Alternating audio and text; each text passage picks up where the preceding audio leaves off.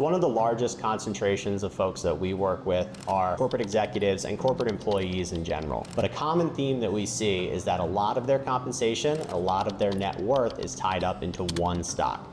This can create a huge risk for a myriad of reasons. We find that people don't understand that they're exposing themselves to exposure risk, they're exposing themselves to a potential tax risk, and they're just in general not diversifying themselves like they should across their entire portfolio. In this video, we're going to explain to you the silent risks that are associated with stock compensation and show you the plan to solve for that. There's many different types of stock option plans and incentive plans out there, and the number one most common mistake we see people make is not really truly understanding what that plan means. There's many different types of plans out there, like incentive stock options or ISOs, non-qualified stock option plans, RSUs, other long-term performance and incentive bonuses. These things can get really confusing and complex, and interestingly enough, to make it easy, they all have different types of tax treatments and different ways that they should be utilized and exercised. What's really important here is to understand that you not just have employer stock, but what type of actual employer stock plan you're a part of, so that we can understand what the tax consequences, gains consequences, and saleability of it is. I spoke with someone just the other day who told me that she had employer stock. When I asked her what kind, she said the kind that her employer gives her. So we set up a video chat and she screen shared her employer login so that we could take a look at it together. The client had two different types of employer stock: RSUs, or restricted stock units, and also stock option plans. The two act extremely differently. At the vesting date, a portion of the RSUs are actually given to the client outright. Part of them are withheld and sold to pay for taxes, and the client will receive the net proceeds of the shares. The other, stock option, those actually have an individual strike price at which you can exercise them up to a longer term termination date, typically 10 years. The client was in the green by about $1. At 100, that would make you $100. Those stock options still went well past 2030. So in our analysis, it was valuable to hold on to them for the longer term and see how the stock progresses over the year to see if there's additional gain to be captured out of exercising them. The second mistake that we see all the time is implicit trust in your company and the stock that you're holding. It's not to say your company is not fantastic, and it's not to say that they don't have extreme potential for growth. But what it is to say is that you might be feeling a little overconfident because you feel a loyalty to your company. And that's great. You do want to have a loyalty to the company that you work for. And you might owe a lot of your net worth to that company. That's fantastic. But we can find that it's that type of thinking that can lead to overexposure and ultimately lead to a negative outcome in the future. Our belief is that by taking a look at your concentrated stock positions, most often company stock, we take a look at that. We see how it's looking for tax purposes. We see how invested you are. We see what you still have coming down the road.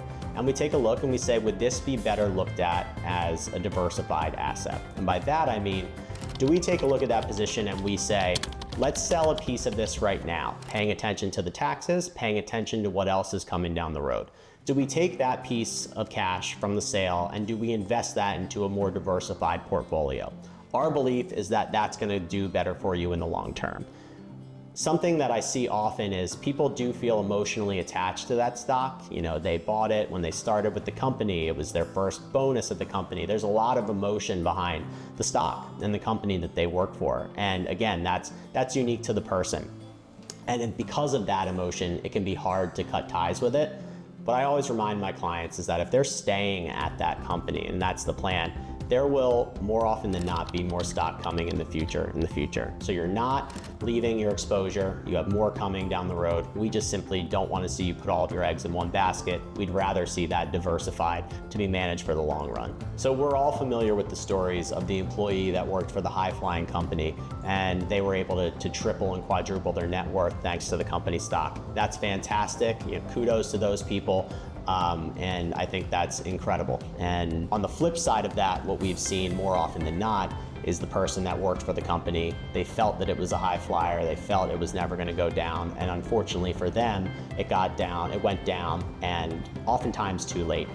What we want to do is step in before that happens. Let's have a realistic conversation of what you're holding, where you're projected in the future, and how can we see that potentially fitting into the long-term aspect of your entire portfolio. The third mistake we see frequently is people not diversifying enough. As Tim mentioned, a lot of people have some type of loyalty or passion or emotion about the stock that was given to them from the company. And again, there's nothing necessarily wrong with that, but having too much of your net worth, typically that number is more than 10%, in one single thing is just simply enough highly advised against. We want to see that money is broken out into different categories of cash and money market and bonds and various different stocks.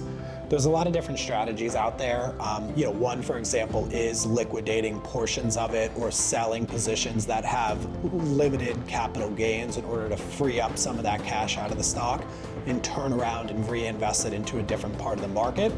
For those clients who have higher positions or potentially larger capital gains, we also have various strategies such as active indexing and building a strategy around that position so that position remains the core of the portfolio, but we have the ability to diversify that with pieces around the puzzle and also use those other pieces of the puzzle to unwind the higher employer stock position over time.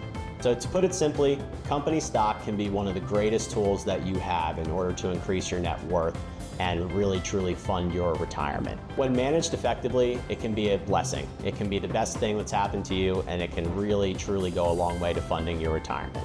Unfortunately, we've seen things go the other way a time or two before, and it's very important that you get ahead of it before that happens. Taking that first step can save you a lot of trouble in the long run. If you have an overconcentrated stock position or simply want to learn more about what stock you're holding and have questions in general, hit the link below. We'd love to set up a time to talk.